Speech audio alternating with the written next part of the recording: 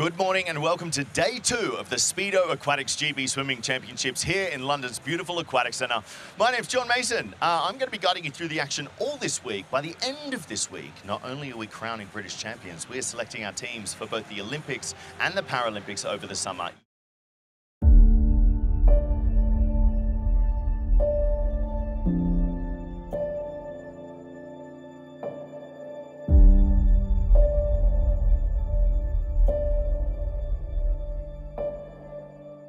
Men's 100 metres backstroke, 7 heats of this. And I was talking to one of the coaches earlier on, and they said this is going to be a cracker.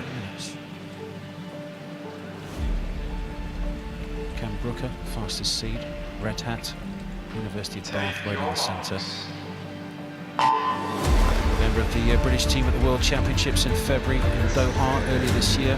Very good underwater he was, and had probably the best start. It's pretty tight in the middle. I was out relatively fast, nothing crazy, 26.2 I think, out of memory. Teammate is in lane 5, Matthew Ward, also swims at Bath under Dave McNulty, so both of these swimmers have been probably training hard against each other, using each other at the start of this Olympic year, but really, really good there. I think I turned at 50, I saw Matt Ward, who's a great swimmer I trained with, and he'd already turned. I could see him sort of pushing off, going the other way as I was turning. I was like, oh, this is not good. I got a lot of work to do. He's going very well here. Look at that, the red hats of Matthew Ward. He's coming back really well. European junior medalist in backstroke and in medley. And this is a very impressive swim indeed.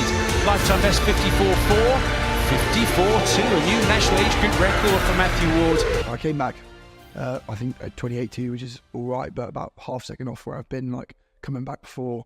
I think in Rotterdam, just gone in December. So again, disappointed. And it was tough because I had such high expectations, high hopes, and the training, you know, everything was pointing in the right direction, but didn't come through on the day. And yeah, it was a really tough experience, and finishing that race with family coming to watch and support is always gutting when you don't live up to your own and their expectations, not expectations, but hopes, I guess.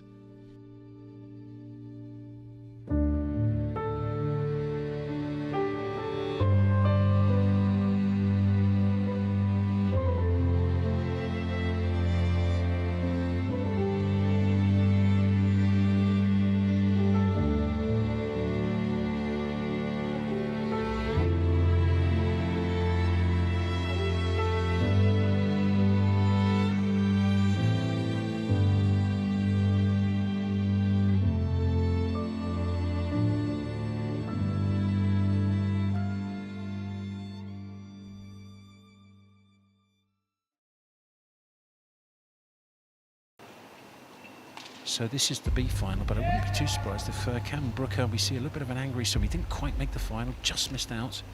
He's in lane 4. Wouldn't be too surprised if he goes very quick here. Yeah, and I think he's probably a little bit disappointed with that heat swim, so definitely something to prove here. Jumping in the water, I think it sort of gets you ready for it. You're like, okay, this is real now. Everything before that has been prepared for, and now it's like, it's go time. I'll try and clear my mind, to be honest, try not to think of other people next to me. And I just try and think, right, I just got to execute. And I think some of my best races are when there's nothing going on. There's nothing going through my mind. I just sort of go on instinct.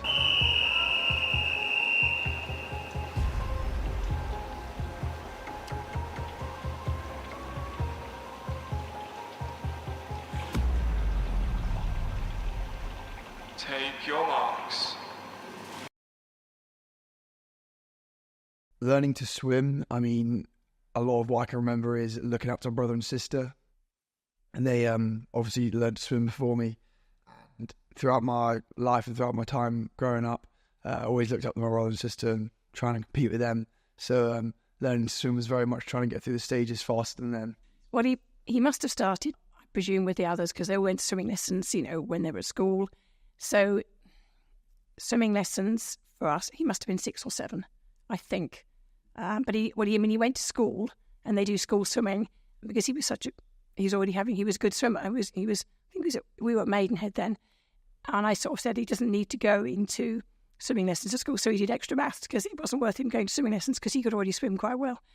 So yeah, he was 6, 7, that sort of thing, I suppose. I think that competitive nature sort of goes across almost all things I do. And I think that comes from growing up with two older siblings who are quite similar. Yeah, he always said, "Oh, I don't want to be at the back. I want to lead. I want to lead. When they're in this room, we're doing this training lengths. Oh, I don't want to. I want to be at the front. I want to lead that gang." He's always been competitive, and his brother and sister are competitive. And yeah, it's just what he's been like always. In other things, academics and things like that. And yeah, but with a nice trait, not in a nasty way, but just always wanted to sort of be out there, I suppose. 53.9, and he's gone out quick in the red hat in the centre. Yeah, he looks great, and he'll definitely have a 200 later this week as well. So although he'll be frustrated with this, hopefully he can put it behind him and move on to the 200. Well, he's out well, he's out first, he's out fast, he's out in 26.24. Just 13 100s behind is Scott Gibson in lane number 5. But a really good turn from the red hat of Cameron Brooker right in the centre. And let's see how close he can get to that 54 second. His lifetime best, 53.94, and he looks very good here. He's got about 10 metres to go, just going under the flags now, 5 to go. Can he get close to 54 seconds? Diving for the wall. What time's he gone? 54.4, so much better. 55.0 in the heats this morning, 54.4 in that final, in that B final. And that's better, and that bodes much better for that 200 later in the week. I had to reset and go, right, I can't make the Olympic team on the 100 backstroke. All I can do is shoot as soon as fast as I can tonight and see what I can do. And yeah, I was quite happy with it. I think time was still about half a second off my personal best, which was a big personal best at the time, so it's sometimes hard to replicate. But I was still disappointed with the time in general, but the swim was better, and I was quite proud of myself for coming back after missing out on the A final, and something that I felt like I should be in. I'd worked for it, I'd put in the hours. But yeah, I was quite happy with myself, to be honest. The time, yeah, like I said, the time wasn't as fast as I wanted to, but I think that's a common theme here. Nothing's ever quite as good as you want it to be. He was in the squads before me, and obviously I was interacting with him during that time anyway. And during that time, I could start to see his character. Good swimmers don't just have the natural ability in the pool. Good swimmers are those which have the right character, and those that commit, those that work hard, those you can see values in action. And you could see that with Cameron. You could see that he wanted to do it for a start. You could see that he was a big team player, and you could see that he just loved it. I remember vividly Kev joining, because the view, I didn't have him to begin with. I had a coach called Craig Oliver, who was great, but he was someone for some of the younger, less developed swimmers. So the way we saw it, especially in my squad and some of my mates, was some big bad boss that just turned up and was running the show. Obviously, he's a really nice guy, but from our perspectives, 10, 11, I think maybe I was 11 years old when Kev joined. I can't remember exactly. And I just remember looking at him thinking, oh, he's scary. I do not want to get on the wrong side of him. I started to get a good feel that he could be good. It's all about the way he floats and glides through the water, the efficiency that he had even then as a younger lad, added into what I was starting to see of him as a person and a character, and his family around him. So I was starting to get a good feel for that. I would say that really it wasn't until he was more in that sort of 12 to 14 bracket where I started to be no, this lad could be really good, but it's going to take time, because he was still very young, and he developed a lot later in terms of going through adolescence. So it was always a case of him focusing on bettering himself, knowing that his peers, as he got older, were well ahead of him in their development. He was really competitive. I mean, if you want to do well in swimming, in any sport, you've got to be competitive. You've got to have the desire to win, and desire to achieve, and desire to want to fight for that. And so, yeah, he was one of the lads, one of the boys that wanted to, of course he wanted to win. He wanted to do well. He wanted to achieve. And actually, because quite often when he was younger, he struggled to do that. A lot of his peers were beating him. I remember the first national championships he went to, from memory, it was 1500. He barely featured on the program, and he was really gutted about it. In fact, I don't think he even PB'd. For a young lad to go to nationals as a 12-year-old, I think, back then, and do 1500 freestyle and not PB, that was quite a disappointing thing for him, and he was gutted. He wanted to succeed, and you could see that in him. But I think the fact that he was ranking so low in terms of a national setting, and that he had a lot of his peers beating him in all events, kept him hungry and kept him recognising that good things could happen, although maybe he wasn't fully aware of that. It took a lot of coaching to get him to recognise that his success might not be right now. In 2019 at Summer Nationals, I it was a really good week for me. I sort of been improving quite a lot that year and the previous year. I'd make big jumps, and it came down to the 200 back on the last day. For some reason, at all like British meets, 200 backs always on the last day, and that was my big one. That was my main event, and I managed to win it. The feeling I got when I won that race was just, I think I'd like to think I've achieved more since I did that in swimming, but the feeling was just unbelievable. I was ecstatic, and I remember thinking afterwards, I think I went home, still had my medal around my neck, and I was just sat at home, and it meant so much to me because I'd never won a national medal. I think the year before I'd only just made my first national final, and I came 8th or 9th, but I was really happy with that at the time, and just the progress I'd made and see all the hard work paying off. There is no better feeling than that, but that is only temporary. I mean, part of the great bit of being at Wycombe was I enjoyed my time while I was there and the training, and as hard as it was.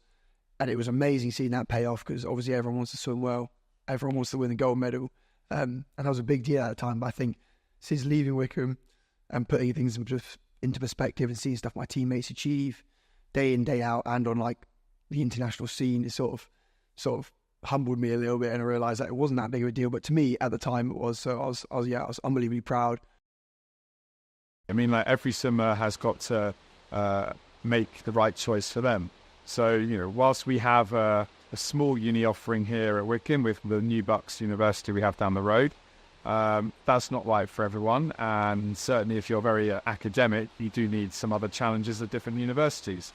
At one point, I remember sitting in the office behind you, Tom, and I was sitting in there with Cameron and his parents. He'd been offered a place at Oxford University to study mechanical engineering.